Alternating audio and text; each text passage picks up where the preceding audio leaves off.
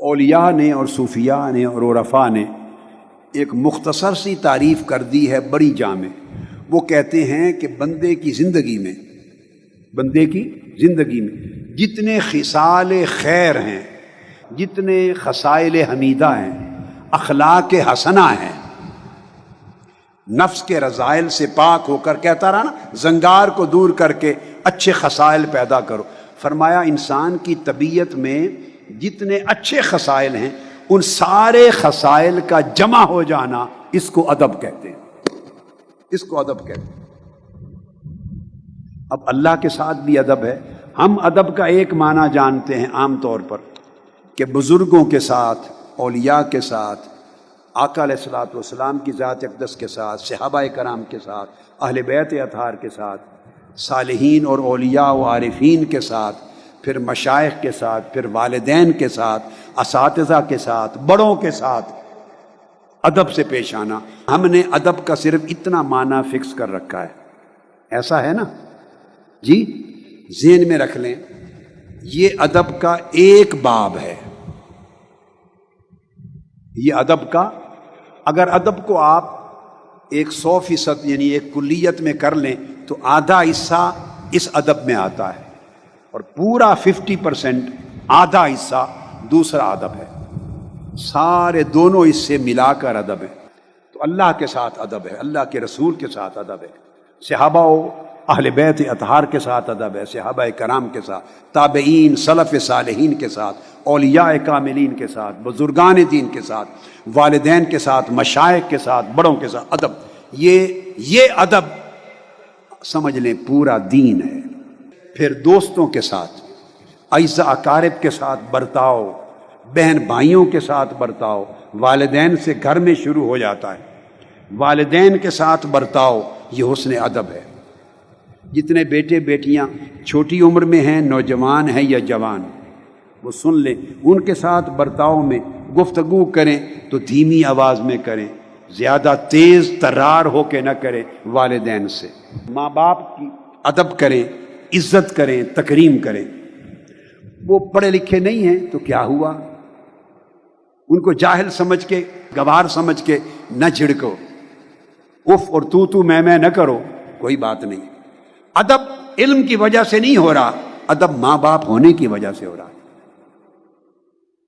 آپ ڈاکٹر بن گئے، انجینئر بن گئے، وہ محنت مزدوری کرنے والے ہیں چھوٹے، تو وہ ادب آپ کے اس منصب کی وجہ سے نہیں ہو رہا، ادب ان کے ماں باپ ہونے کے حق کی وجہ سے۔ آپ کے اساتذہ پڑھایا، آپ پی ایچ ڈی کر گئے، دنیا میں بڑے لائق ہو گئے، وہ پرائمری اسکول کے استاد تھے، اسکول لائف کے استاد تھے، تو وہ اس نے 2 حرف بھی پڑھائے، وہ آپ کا استاد ہے، اس کا ادب سے ملیں۔ مجلس میں جس سے سبق سیکھ لیں استاد ہے، ادب سے احترام سے ملیں۔ جس سے حرف نصیحت سن لیں آپ کا استاد ہے، اس سے ادب اور احترام سے ملیں۔ پھر ہر جو بڑا ہے عمر میں، اس سے ادب اور احترام سے ملیں۔ تو یہ ادب ہے۔ اسی طرح چھوٹے کا بھی ادب ہے۔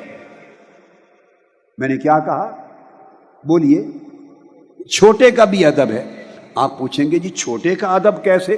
اب اس تنگ معنی سے باہر نکل آئے نا، ادب صرف تعظیم کے معنی میں نہیں ہے۔ تو چھوٹے کا ادب کیا ہے؟ چھوٹے کا حق ہے کہ اس پہ شفقت ہو، اسے محبت دی جائے۔ چھوٹے کے لیے ادب کیا ہے؟ اس پہ شفقت کرنا، یہ بھی حسن ادب کا حصہ ہے۔ اس کو پیار دینا، اس کے اندر عزت نفس پیدا کرنا، اس کے دل کو نہ توڑنا، مگر نصیحت ہو تو حکمت کے ساتھ اسے سمجھانا، جھڑکنا دبانا نہیں کہ وہ ڈر جائے، دب جائے۔ حکمت کے ساتھ سمجھانا، پیار دینا، شفقت دینا، محبت دینا، یہ حسن ادب ہے۔ تو یہ اس کا حق، ہر حقدار کا حق خوبصورت طریقے سے ادا کرنا، اس کو ادب کہتے ہیں۔ کیا کہا میں نے؟ بولیے ایک جملہ، ہر حقدار کا جو حق ہے۔ اب جانوروں کا بھی حق ہے۔ گزر رہے تھے مولانا روم ایک گلی سے، ان کے مریدین اور تلامذہ ساتھ تھے، تو کتا سویا ہوا تھا۔ گلی تنگ تھی، گزرنے کی جگہ نہیں تھی، تو کتا سویا ہوا تھا، رات کا وقت تھا، تو مولانا روم رک گئے۔ مریدوں اور شاگردوں نے چاہا کہ کتے کو ٹھڈا ماریں اور اٹھا دیں، آپ نے کہا نہیں، اس کو نیند آئی ہے، ہماری وجہ سے اس کو بے آرام کیوں کرتے؟ وہ بھی اللہ کی مخلوق ہے، اس کو اللہ نے پیدا کیا ہے۔ اور کتوں میں ایسے کتے بھی ہیں پھر آپ کا پہرا دیتے ہیں، آپ سے وفاداری کرتے ہیں، وفاداری کرتے ہیں۔ تو کتے کا بھی حق ہے، تو اس کا حق بھی اسے دینا، حیوانوں کا بھی حق، پرندوں کو بھی دینا، خیال کرنا، ان کو مارنا نہیں پاؤں کے نیچے، کسی کو اذیت نہ دیں، کسی کو دکھ نہ دیں، کسی کو تکلیف نہ دیں، کسی کا دل نہ توڑیں، الا یہ کہ حرام کام ہو، ناجائز ہو، اس میں دل رکھنا توڑنا نہیں ہے، دل نہ توڑیں، کسی کو جھڑکے نہیں، کسی کی عزت نفس مجروح نہ ہو، وہ اپنے آپ کو آپ کے عمل سے حقیر نہ سمجھے، نہ آپ حقیر جانیں، ہر ایک کی عزت کا خیال کرنا یہ ادب ہے، ہر ایک کا لحاظ کرنا ادب ہے، ہر ایک کو اس کا حق دینا ادب ہے، ہر ایک سے مسکراتے ہوئے چہرے سے ملنا یہ ادب ہے۔ یہ معنی سمجھ میں آیا؟